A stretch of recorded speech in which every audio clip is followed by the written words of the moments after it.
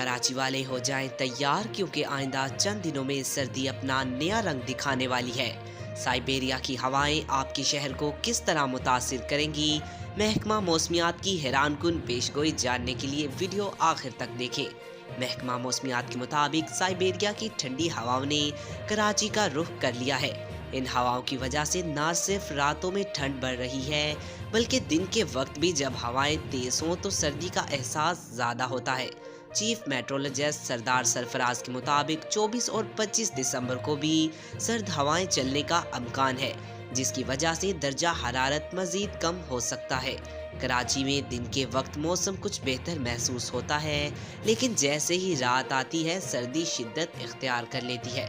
सरदार सरफराज ने यह भी बताया कि दिसंबर के मुकाबले में जनवरी ज़्यादा ठंडा होगा।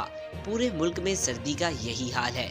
अस्करदू और कवेटा में दर्जा हरारत नुक्ता अंजुमाद से भी नीचे जा चुका है और कराची पर भी इसका असर साफ नज़र आ रहा है।